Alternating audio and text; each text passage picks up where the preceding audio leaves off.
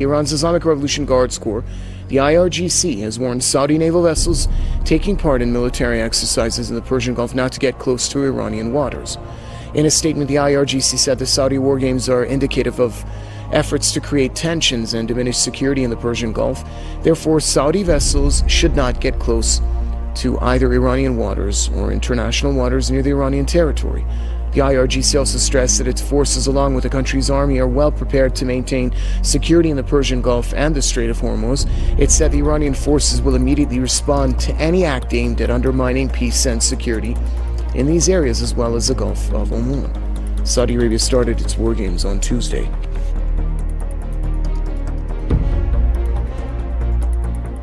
Baghdad and Ankara have each summoned the other's ambassador as tension mounts over the legality of keeping Turkish troops in Iraq. Iraqi Prime Minister Haider al-Abadi warned of a potential regional war if the estimated 2,000 soldiers remain. However, Turkey's Deputy Prime Minister Numan Kurtulmuş argued that no one has the right to object to Turkey's presence in Iraq when the country is fragmented that much. He said the troops are there to resolve political conflict caused by a terrorist organisation and to provide security for Mosul's citizens. Ankara claims it has 150 military personnel and 25 tanks at the Bashika base north of Mosul. They are there, the government says, at the request of the president of the Kurdish Regional Administration, Masoud Barzani, to help train Iraqi Kurdish Peshmerga and Sunni fighters. And finally, Pakistani and Indian soldiers have once again traded gunfire in the disputed Himalayan region of Kashmir. Reports say that both small and heavy arms were used in the exchange of fire along the de facto border. The latest gunfight recorded in the Rawalkot region of Pakistan-administered Kashmir. A new wave of clashes erupted between the two nuclear-armed neighbors after a deadly militant attack on an Indian army camp, which New Delhi blames on Islamabad. The Pakistani government has categorically denied its involvement in the attack. The Israel Air Force launched air attacks against Hamas targets in Gaza, following rockets landing in a residential area in Sderot on Wednesday. Municipal workers were unable to reach nearby shelters in time before the large explosion. In retaliation, the IDF targeted a Hamas training camp and rocket arsenal near the refugee camp Khan Yunis, focusing on north and central Gaza. After the Qassam rocket landed in Sderot, about 10 people were treated for shock. The rocket, which landed near a school, was the third to land in the last 3 months without being intercepted by the Iron Dome defense system. Representatives of the Islamic State claimed responsibility for the rocket fire. Local Israeli councils were alerted to prepare for a possible escalation in the area.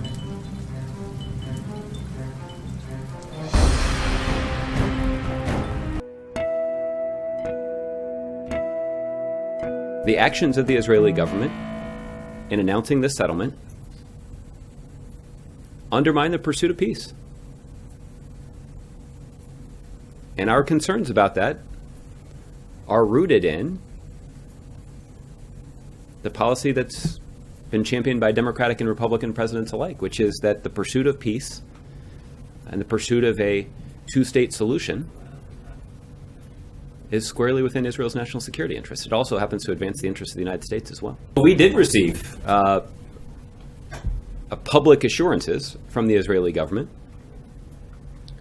that contradict this announcement. And that's, I guess when we're talking about how good friends treat one another, that's a source of serious concern as well.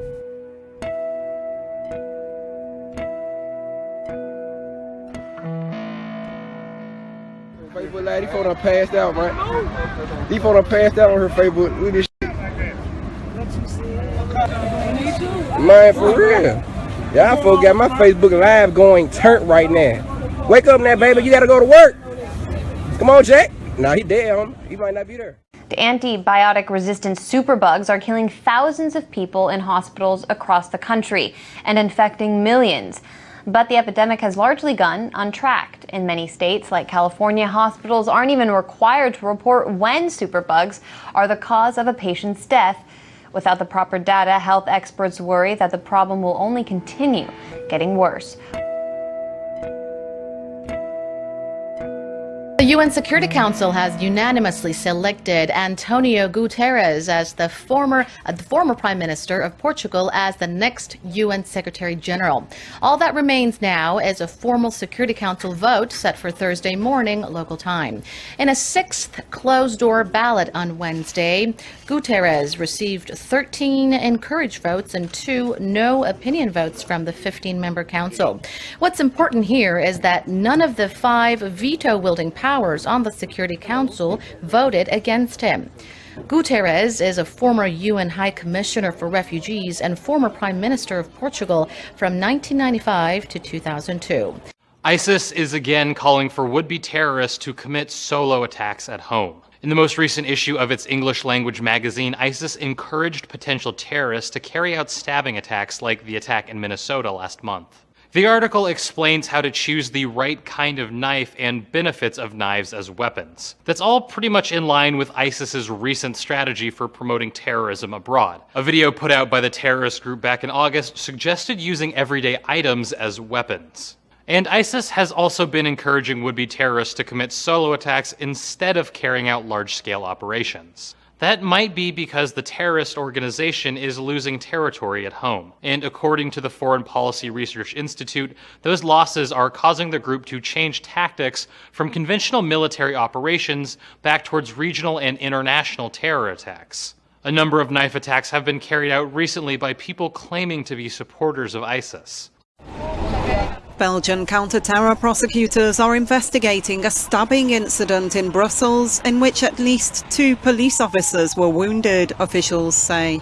Their presence indicates the case is being treated as a possible militant attack. The incident took place during a police check in the Schaerbeek area of the Belgian capital, local media report. 1 officer was stabbed in the stomach with a Swiss Army knife and 1 in the neck, police told newspaper Le Soir. Neither victim is said to be in a grave condition. The assailant is said to have broken the nose of a 3rd police officer who then shot him in the leg before arresting him.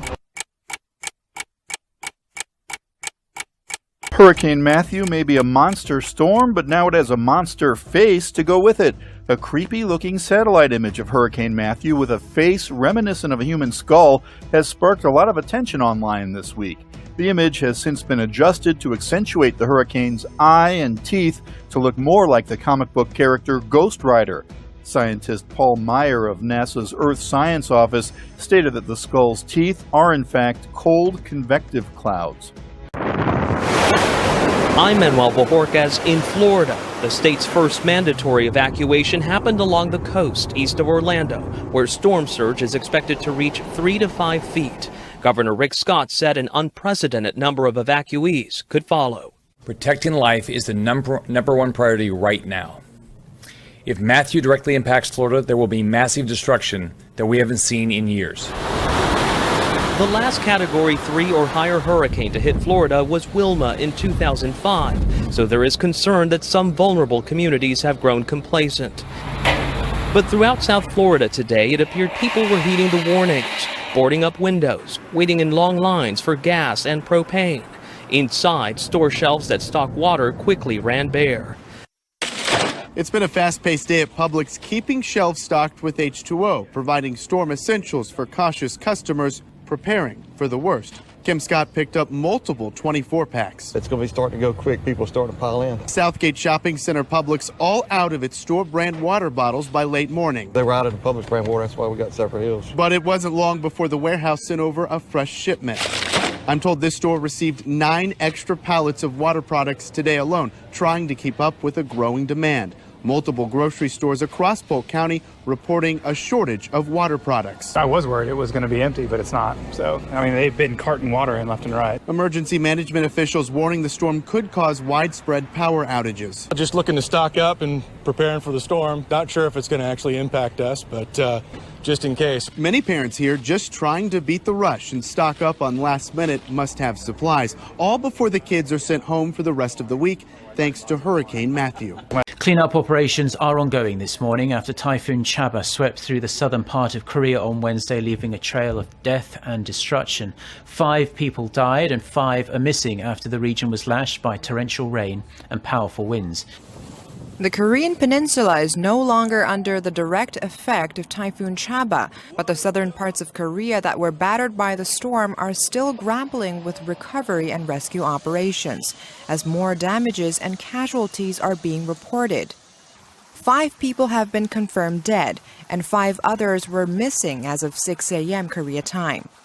Among the 3 people who died in Busan, one construction worker was killed after a crane toppled over, and another person died after falling from the roof of a building. 2 others died in the nearby city of Ulsan, which was also slammed with torrential rain and powerful winds. The General Insurance Association of Korea says the typhoon caused more than $9 million in damages. So far, it has been reported that more than 500 homes were flooded and more than 1,600 vehicles submerged. Around 230,000 homes suffered power outages, and dozens of cultural properties were damaged. Almost 200 people from 90 households were forced to evacuate. They are temporarily staying in nearby schools and community centers.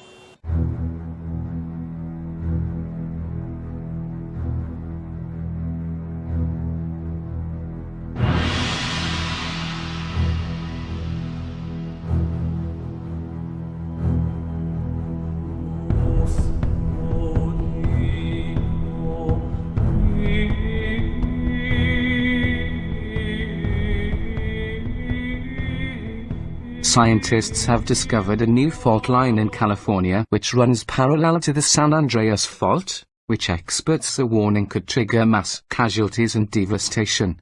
Californians have long lived in fear that the twitchy San Andreas Fault could soon burst into life, triggering a catastrophic earthquake in the region.